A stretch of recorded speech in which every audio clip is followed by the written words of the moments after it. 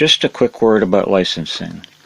This YouTube short story video is licensed under the standard YouTube terms and conditions, essentially meaning it should not be copied or shared. However, I have provided links in the description to a video, an audio, and a PDF file, all of which I published under a Creative Commons license that permits sharing for non-commercial and non-derivative uses. I have provided these under a Creative Commons license, hoping to give JJ's story a life of its own after I have passed on. With a little luck, JJ's story will live a long life. Prologue. Let me first explain that I am not a writer. However, this is one story that is so important to me that I feel compelled to tell it before I run out of time. I had an older brother many years ago, in my mind the best big brother a boy could ever have. He was about 4.5 years older than I was, and he was a half-brother from my mother's first marriage. That didn't matter to me. At my age, I didn't even know what the phrase half-brother meant. He was my big brother who looked after me, and he was my best friend, always there when I needed him. However, when I was about 8 years old, he seemingly just walked out of our lives one evening. I didn't know when we walked out our back door one evening to take JJ to the doctor with his head sagging that I would never see him again. The doctor said he should be admitted to the hospital that very evening, and I didn't know that a scourge named polio would slowly take his life away as he struggled to breathe in an iron lung until his heart didn't have the ability to beat anymore. Life must go on, we all know that. One has to put tragedies behind and move on. We all know that. But when I reflect on JJ, the best big brother in the world, someone who enjoyed life immensely, someone who smiled with excitement almost non-stop, someone with such promise and who had so much to look forward to, it just isn't right that he could just leave and be forgotten without his story being told. He didn't even get so much as an in memoriam mention in the school yearbook. Maybe that was because people were afraid of even the mention of that dreaded word polio. He did make the record books as the first recorded polio fatality of Mercer County in Pennsylvania, but that's about it. He seemingly just disappeared and was forgotten thereafter, except for the heartache and those close to him. But the best big brother in the world deserves so much more than that. His story must be told, and I realize as I write this that I am the only one remaining who was close enough to him to tell his story. So this is the story of Julius Joseph Garity, JJ, 1938 to 1951. It's not the complete story of JJ because what I have written is solely from my life experiences with JJ. But there is more to this story than you might imagine. Fun with JJ in the country. There can be no better place for a boy to grow up than in the countryside, especially when he has a big brother to look after him. And there could be no better big brother than JJ. He loved life, and he loved to share his love of life and excitement with me. For example, I remember well the day my father arrived home with 3 Schwinn bicycles in the back of a pickup truck. A big blue 26-inch bike for JJ, a smaller 24-inch for me, and a girl's bike for my sister. If I remember correctly, the bikes were for Christmas, but you can't hide 3 bikes very well, and JJ was overflowing with excitement at the prospect of having a bicycle. Well, I wondered why anyone would want a bike. Wouldn't toys be better? Well, come next summer, JJ showed me what bikes were for.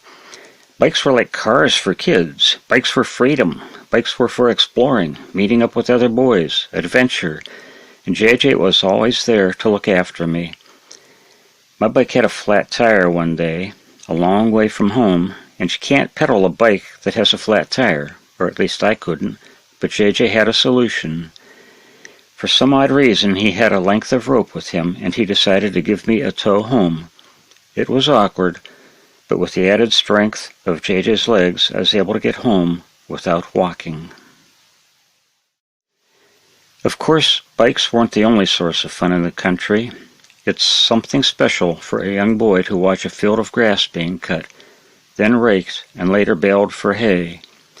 Old man Yasinowski had large fields and would pay the older boys like JJ 25 cents to help stack bales on the hay wagon as the old farmall, with its steel-spiked rims, slowly pulled the wagon through the field. I wasn't big enough to help, but I got to enjoy the experience of riding high on that old hay wagon while JJ helped and kept me out of harm's way. JJ was always looking for ways to share fun with me. Most times it would work out well, but sometimes it didn't quite work out in spite of his good intentions. He once built a tree house for us back in the woods, a simple affair, just slabs of wood nailed across a couple of strong branches. It sure looked like fun, every boy's dream. JJ had no trouble convincing me to make the climb. Climbing is no problem because you're looking up where everything looks close at hand. It's no problem. But oh boy, when you get up there and look down, who knew I had a fear of heights? JJ sure didn't know. Not even I knew. No amount of cajoling and begging was getting me to climb down. JJ went and got my father, and even he couldn't get me down. He had to make a second trip with an extension ladder so he could come up and physically drag me off. I feel bad now when I think about that effort of love by JJ. All he wanted was to have fun with his little brother in a treehouse. I wish it had worked out that way. That newly learned fear of heights came back to ruin another of JJ's attempts to share fun with me. A few miles down the road, a short ride by bike, there was a house that sat above a high hillside overlooking the Shenango River. There was an enormous tree near the river, and the owner had rigged an enormous rope swing from a high branch. A long wooden ramp had been built so one could walk to the top of the ramp, jump on the swing, and swing clear out over the waters of the Shenango. Great fun, right? Well, JJ thought so, and he thought I should share in the fun he and the older boys were having. So they loaded me onto the swing, pulled me to the top of the ramp, and let go. Instead of having fun, that ride out over the river was the moment I learned what gut-wrenching, paralyzing fear was. Looking down at the brown, swirling waters, I wrapped both arms around the swing ropes and held them tight to my body. When the swing was back over the ramp, you're supposed to jump off, but there was no way I was going to release those ropes in spite of all the yelling to jump. I was too paralyzed to jump and headed back out over the river for a second trip. I figured I would spend the rest of my life dangling over the river, but on the second return trip over the ramp, I felt JJ's strong grip on my foot. Maybe he made an ill-advised decision that day, but he was there to rescue me in the end. Of course, boys being boys, there will always be bad decisions. A new house was being built next door, and there aren't many things that would pique a boy's interest more than a construction site just waiting to be explored. So there we were, day after day, watching the work in progress. Then one day, one of the two workers there said they had to go into town for supplies, and asked if we would like to ride along. Sure, was the answer to that. Who wouldn't enjoy sitting in the back of an old Chevy work van, sitting on lumber and tools, being one of the guys? Just great. Well, you may be thinking something very bad happened, but no, it was great fun, exciting, and ended well. At least until we told our parents how we spent the day. Wow, I guess you're not supposed to go off and do stuff like that without permission. Who knew? Fortunately, JJ was able to share his love of life in other ways that did work out well. Camping out in a tent far back on a friend's property was fun for the older boys. I'm sure they didn't want a little kid spoiling their fun, but there I was because JJ wanted me there. I did give them a laugh or two, though, like when I suggested one of them sleep near the front of the tent to protect us against bears. I still remember the howling laughter. In the morning, it was great fun watching them build a fire to cook scrambled eggs and brew coffee, or something resembling coffee. To this day, my favorite breakfast is burnt scrambled eggs and black tar-like coffee. My thoughts always turn to JJ, and I long to be back by that campfire again. All boys like planes, trains, and automobiles.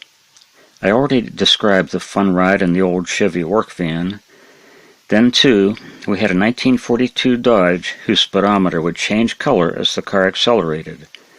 It glowed green at first, and then would change to yellow as the speed increased. And finally, if the Dodge was driven fast enough, the speedometer would turn red. Of course, as we stood on the back floor leaning over the front seats, and the cries were always, "Make it turn red, Dad!" He didn't often oblige, but it was fun when he did.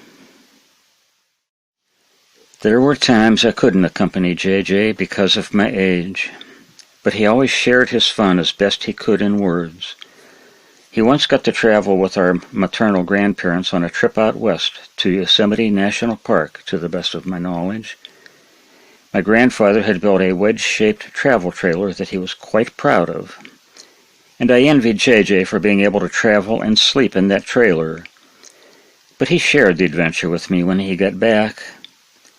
I think he was most excited about watching the speedometer of that 1936 Buick climb to 85 miles per hour as it sped across the desert with the home-built trailer in tow. And yes, I believe that old Buick did attain that speed, because our grandfather was a big Swedish man who liked to drive fast like most Swedes do. And, more importantly, JJ never lied to me. His word was golden.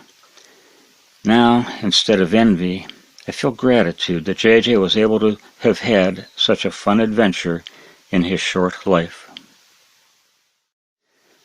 Although cars and bikes were fun, it's mostly the excitement of planes and trains that I remember. For a rural area, there seemed to be an unusual amount of aircraft back in the late 40s and early 50s, and a lot of it seemed to be military, although I'm not sure. As a kid, a plane was a plane to me. We lived in the Shenango Valley area of western Pennsylvania, which was close to Youngstown, Ohio. An Air Force base was opened at Youngstown Airport in 1952, and these memories predate 1952, but maybe there was activity prior to that. I remember many of the planes having a single engine with wings beneath the fuselage and flying very low, scary low. That's when JJ would spring into action, yelling excitedly, "Ted, Ted, come here and wave at the plane and he'll wave back." I was sure he was crazy. Why would a pilot wave to kids? He probably couldn't even see us. But wave we did, and guess what? As the plane passed low overhead, emitting a scary roar, the wings would dip side to side, giving two happy kids a big wave. Wow! But those high-flying jets, there would be no wave from them, and so silent, at least at first sight. That's when JJ would spring into action again, yelling, "Ted, Ted, look at the jet! You can't hear it, can you?"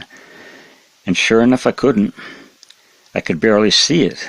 Then he would yell, "Wait, you'll hear it with a big boom, wait!"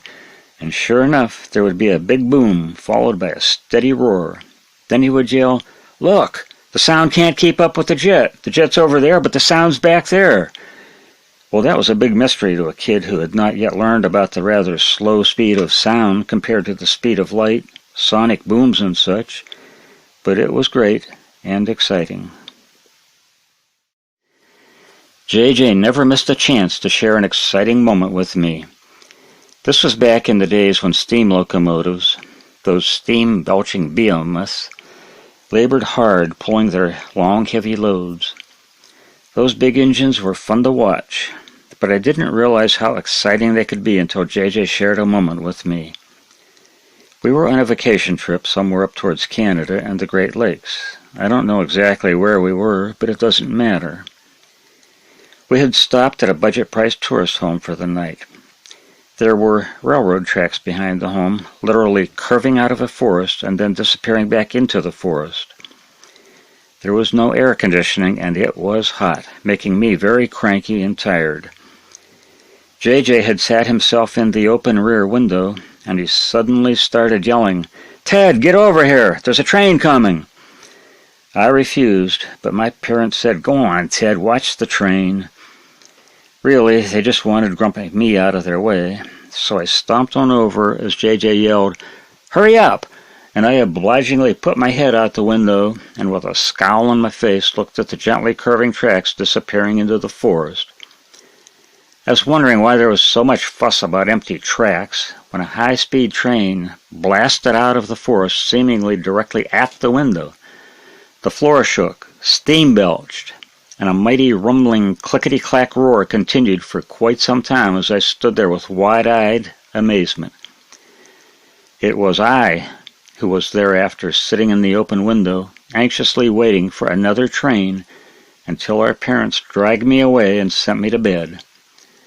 I've been hooked on trains ever since. Thank you for that, JJ. It was always about sharing. That was what JJ was about. I still have one memento of his attitude of caring and sharing. The memento is a simple school shop class project, a lamp made of wood in the shape of an old water pump with a spout reaching toward a water tub. It was made so that you could attach a chain to the end of the handle for operating an on-off switch when you pumped the handle. The excellent craftsmanship is an example of how JJ put his body and soul into everything he did. For comparison, I made a candle holder, 2 pieces of wood with a metal hood. Now you might wonder how a shop class project, no matter how well made, could be a memento of caring and sharing. In answer, I still have visions of the excitement in JJ's eyes the day he brought that lamp home and proudly described it to me. He explained it in intricate detail, how each part was made, the cutting, the sanding, and even how he used a square drill to make the rectangular cavity in the water tub. I couldn't figure out the square drill part. It made no sense to me, no matter how much time JJ spent trying to explain it to me.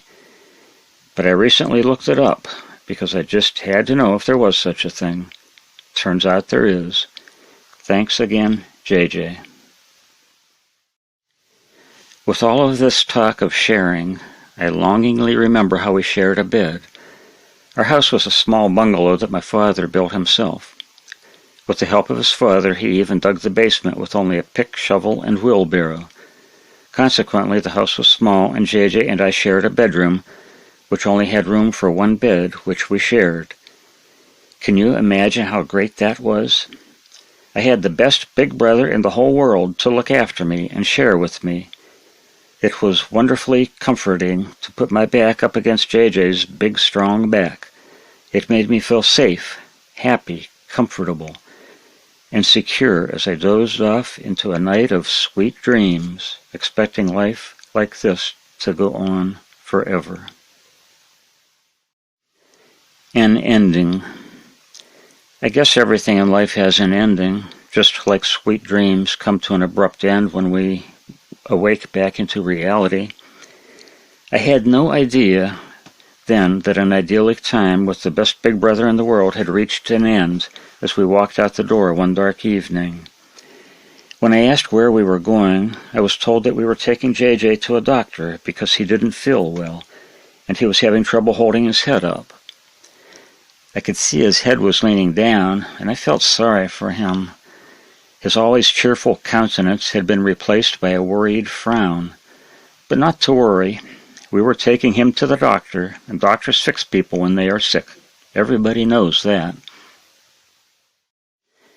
After the doctor had examined JJ, I remember sitting in a room with my parents and the doctor. JJ seemed to be missing. The doctor was explaining to my parents that it would be best if he admitted JJ to the hospital that evening, and he would take care of everything. I had been in a hospital once. I think it was pneumonia. You stay there for a while, while doctors and nurses look after you, and your father brings you nice books to read. My book had fuzzy animals that I could touch. There were many other beds in the large room, too, with kids who would talk to you.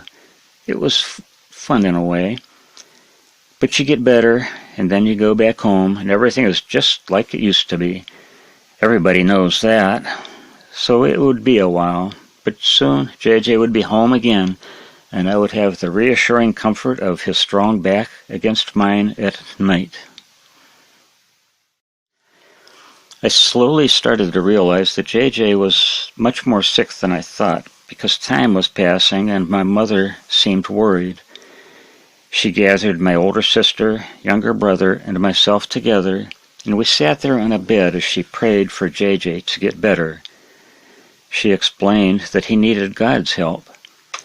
Well, I knew then that JJ was really very sick if he needed God's help, and I knew that it would be a long while before he got home.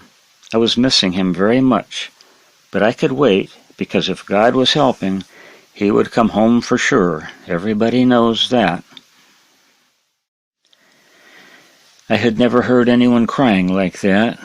My sister and younger brother and I were at my aunt's house in the city. They were looking after us while my parents were at the hospital.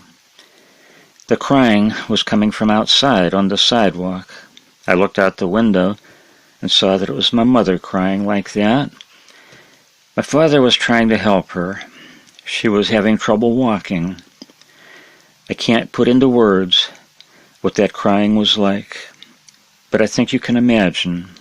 Imagine sitting with your first child, a once joyful child, now confined motionless in an iron lung with only his head exposed, while the iron lung helps him breathe because the polio virus has robbed him of that essential ability. Next, imagine that the polio virus so weakens him that his heart can no longer beat, and the once vibrant child that you so loved is gone from your life. I think you can imagine the crying. I couldn't stand to see my mother crying like that. I wanted to make her feel better, but how does an 8-year-old boy do that? I certainly didn't know, but I did know that something terrible had happened to JJ. Only time can ease the kind of suffering my mother was feeling. I regret it now, but I only made her suffering worse over the following days. I would look at that big empty bed we used to share. I could almost see JJ sitting on the bed frame, laughing with joy about something, and sharing his joy. So I'd ask my mother why he couldn't be there anymore, and she would warmly explain to me that he was sleeping. Sleeping? Well, why can't someone wake him up? I exclaimed, so tearfully. She would explain that he couldn't be awakened from the type of sleep he was in. So gradually, I came to understand that I wouldn't see JJ anymore. He was just a few weeks shy of his 13th birthday, but he never got to experience being a teenager. My life would have to go on without the world's best big brother to look after me. My last memory of being with him was on a cold, dreary, wet day at the cemetery, while they put JJ's body in the ground. I stood there shivering, looking at the small mausoleum building nearby and wondering why it had to be this way. I couldn't understand why, but I knew my days of sharing with JJ had come to an end, or so I thought. A gift, a promise kept. My father and JJ would occasionally try to teach me some baseball skills by playing catch with me, or by softly pitching the baseball to me while I waved a bat helplessly at the passing ball. Once in a while, more by chance than by skill, I would make contact with the ball and hit a little blooper, whereupon JJ would yell enthusiastically, "Wow, he's going to be a great baseball player!" And of course I believed him. After all, he was my big brother, and to me his words were golden. His words were a promise. After JJ's death, I learned a little more about the sport from friends and the new medium of television. From then on, I yearned to be a baseball player, just like J.J. promised I would be. It was for that reason that I coaxed my father into taking me to Little League tryouts in the spring, a few months after my 10th birthday, if I remember correctly. When he asked me what position I wanted to play, I thoughtfully replied, catcher. I had no idea what a catcher was, but I knew I wanted to catch the ball and assumed that catcher was the obvious position for me. It was at that first tryout that I learned the hard way that some kids are born athletes while others, like myself, are born clumsy and uncoordinated. About all I remember from that tryout is watching other kids catching baseballs and me being told to stay out of the way or get your face punched in. Next summer, I thought. I'll practice this summer and make the team next summer, I reasoned. That summer was the first of several long, hard summers trying to master baseball. I carry many painful memories from those days of learning. I remember talking my way into a pickup game with some older boys, and then waiting for the ball to come my way so I could show my stuff. At last, it came my way. It was a hard ground ball, right at me. Right at my Adam's apple it came. I remember some of the boys laughing, while others said, "Leave him alone, can't you see he's hurt?" But most of all, I remember the two women sitting on a bench along the sidelines, rolling in laughter. If you've ever been to the funhouse at an amusement park where the fat lady stands above the doorway, rocking and shrieking with laughter, you know the laugh. But laughter and tears don't stop a determined 10-year-old. Neither does the pain from the well-intended advice of a coach telling you to change the way you throw because you throw like a girl. Neither does the agonizing, breathless eternity arising from a hard-line drive to the stomach. Next summer was waiting. I almost made the team next summer, not because I had improved, but because there was just one too few uniforms, and there was another boy almost equally clumsy. On the last day of tryouts, the manager said he would hit each of us 10 fly balls, and whoever caught the most was on the team. After 9 attempts, the other boy had caught most of his, and I, as usual, had caught none. There was no need for the manager to hit the 10th ball, but out of kindness he did. As he swung and the ball lifted skyward, I was thinking about next summer, how I wouldn't quit, how I would practice with the older boys, how I would come back and make the team. That's when it happened. As the ball reached the apex of its flight, I realized something had changed. I could see the ball clearly now, and I knew just where that ball was going to come down. It was hit to my right and would come down far behind me. As the ball floated for what seemed an eternity, thoughts of joy ran through my heart, thoughts of how easy it was now, how much fun it was, the fun of playing pickup games that summer, the fun of being a good baseball player like J.J. promised, and most of all, the joy of making the team next summer.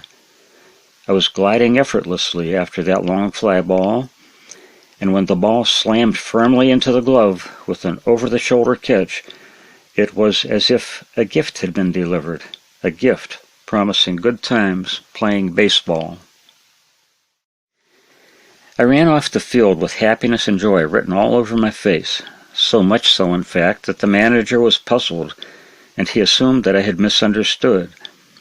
He called me over, and he got down on one knee while trying to patiently explain to me that there weren't enough uniforms, and he had to give the last uniform to Richard. But I cut him short and happily exclaimed, "I know! I'm going to make the team next year!" He looked even more puzzled as I ran off the field to meet my father, who had just arrived to pick me up. My father saw the joy in my face, and he wrongly assumed I had made the team, as he said, "Well, it looks like you made the team." When I told him no, his face took on an angry countenance, and he said, "I'll have to talk to the manager." I knew that wouldn't go well, so I ran in front of him to stop him, saying, "It's all right, I'll make the team next year." That didn't quite satisfy him. but it was enough to get him turned around for a grumpy ride home. I understood, though. After all, he didn't know about the gift. I didn't have to wait until next summer for the promise to start coming true. The very next day, I hopped on my bike, the one that used to be JJ's, and headed a short way up the road to the farm field where the older boys were choosing up sides for a game. These were the same boys who tormented me and a friend of my age named Jimmy, but that didn't matter because I knew I would get to play if an even number of boys showed up. There were never enough to make a full team. An odd number would leave me the odd kid out, but luck was with me that day, and the promise started to come true that very day. I hit every pitch and caught every ball that came my way. What fun! And the fun continued. The next day, they were choosing sides as always. It was the custom for one team captain to toss a bat to the other team captain, who would catch it one-handed and hold tight. They would then grab alternately, hand over hand, until they reached the bat handle. Whoever grabbed the handle got to choose first. As I recall, it was Doc and Buck, with Doc winning first choice. Doc made his choice, and then Buck looked around, studying the players available for his first pick. I was amazed to hear him yell, "Yurkon!" my last name, and I was even more amazed to hear someone exclaim, "God damn you, Buck, I knew you were going to do that." I knew then for sure that the promised gift was being delivered. Good times were coming. True to the promise, there was joy, not only that summer, but next summer also. And it wasn't just making the team, it was being starting first baseman, tripling on the first at bat, winning games, winning the championship, winning a trophy. Then there were 3 more summers of joy in the Babe Ruth League. There was the joy of a 15-year-old making the All-Star team that won the Pennsylvania State Championship. Can you imagine the thrill of winning in Connie Mack Stadium and then turning the field over to the Philadelphia Phillies for an evening game with the Chicago Cubs? Both Babe Ruth League teams were guests of the Phillies for the game, and we were treated to third base box seats. Can you imagine the thrill of watching Robin Roberts win his 200th game against Ernie Banks and the Cubs on the same field he played on just hours before? Ernie Banks, a baseball god at shortstop, so close you could almost talk to him. And I can't forget the foul ball that had my name on it, or so I thought, until a sea of outstretched hands literally blocked all daylight and the baseball from coming to my waiting hands. Those were summers of joy that I wish every boy could experience. In retrospect, I wonder about that special moment when time seemed to stop as the ball floated in the sky.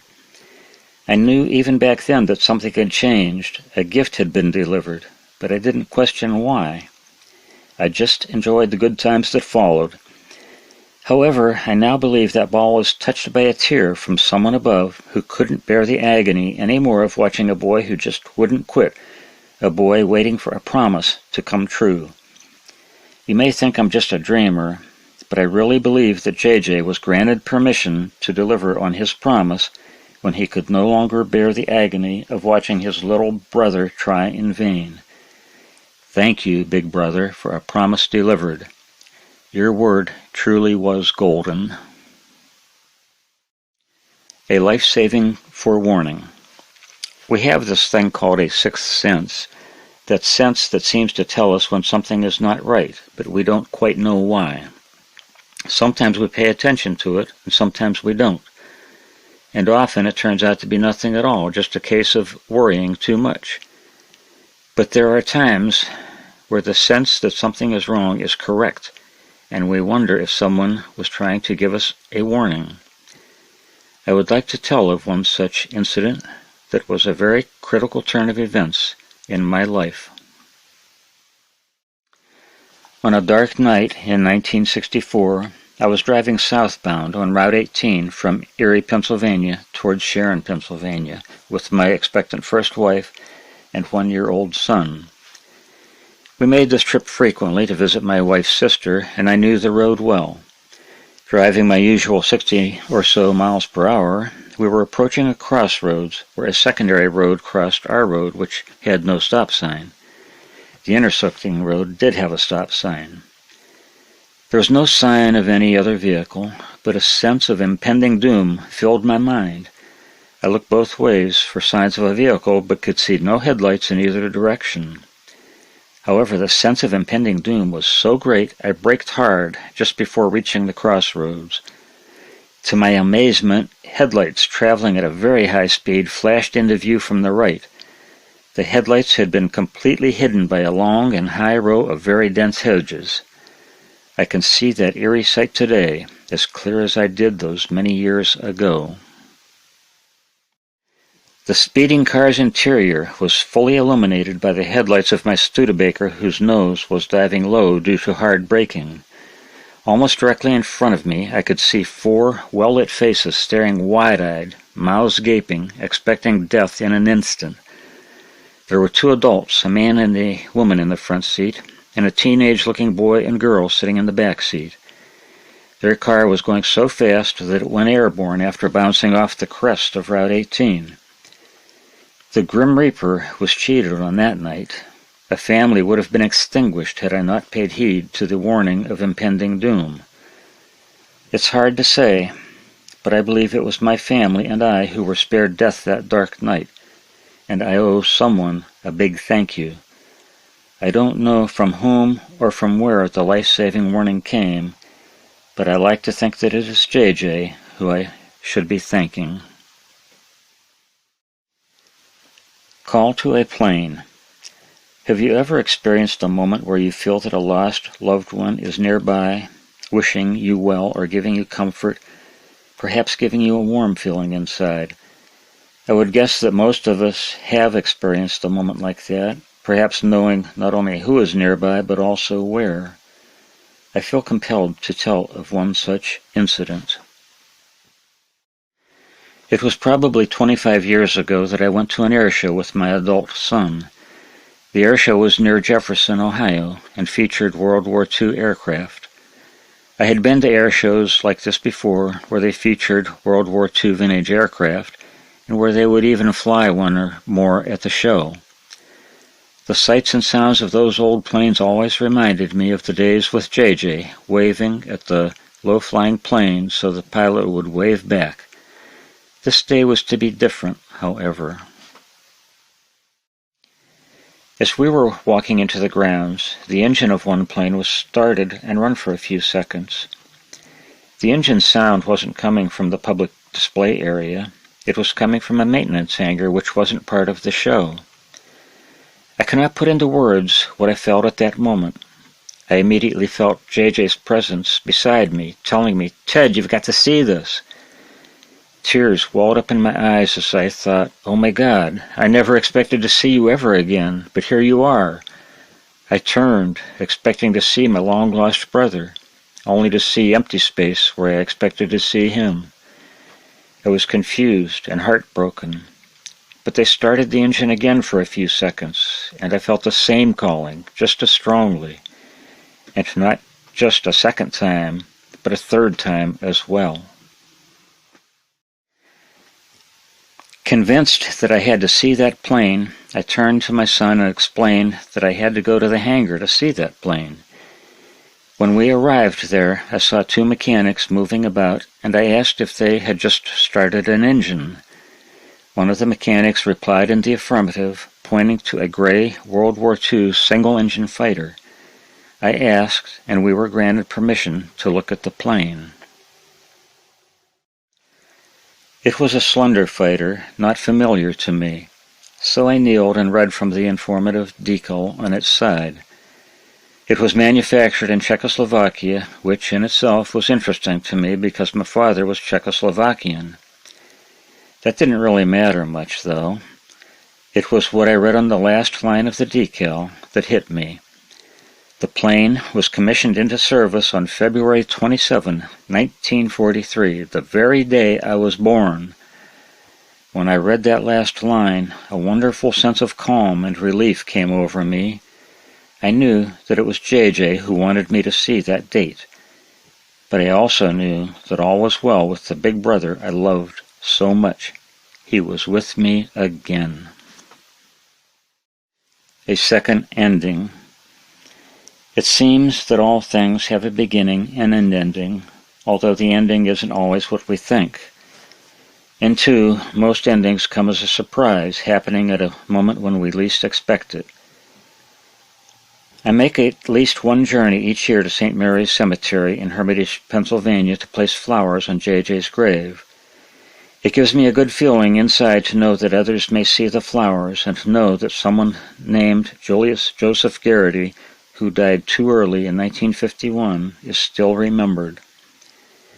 As I was sitting there in the grass on a warm, sunny Memorial Day, reflecting back to our youth, wishing JJ and I could ride that road home again on our bikes to watch planes flying over, I heard a familiar sound.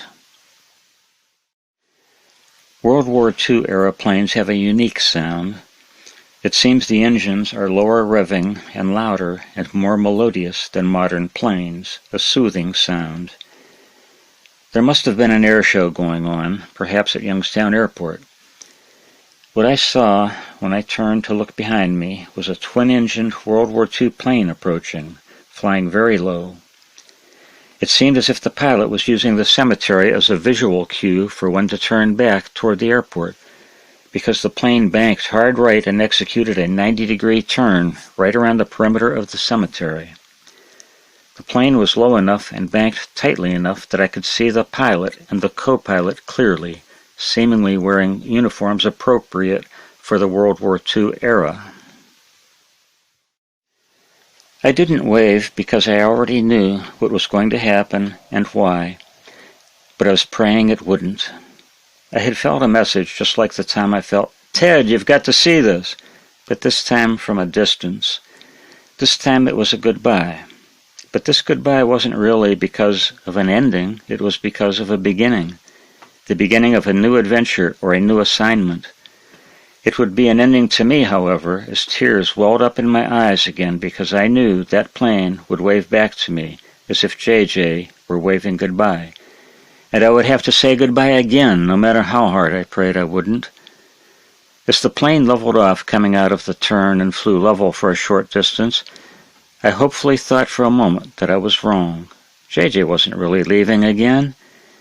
But just then that plane gave me the biggest wave I had ever seen, and all I could think was, "Goodbye, JJ. Enjoy your new adventure. But if we ever meet again sometime in eternity, let me have the role of Big Brother looking after you. You deserve it." Epilogue. To anyone who has read this story, I would like to say thank you, and I would like to add that nothing in this story is fictional. This is the story of my life with JJ and experiences I had after his death. Perhaps I am delusional, perhaps I am not, but this is an honest story on my part. As stated in the prologue, my primary motive in writing this was to tell the story of JJ. I also hoped that the story might provide some comfort and hope to those who have lost loved ones for any reason. However, another powerful motivation for me to write this story was to make people aware that polio has not been eradicated. It still destroys or damages the lives of many, especially children. I would ask anyone who was moved by JJ's story to please consider educating yourself on the current status of polio, and then consider giving to a charity or foundation working to eradicate polio. Also, please consider giving to organizations that assist those who have been crippled by polio to lead normal lives. I have listed in the description of this recording organizations and charities that are active at the time of writing this story. You can easily search for others on your own. Please be aware, however, that I cannot personally endorse any of these organizations and charities. Before donating, please do some due diligence. Several watchdog organizations, such as the Better Business Bureau, rate the major charities. If you do give, and if possible, please consider giving in the name of Julius Joseph Garity. I know it would make him happy.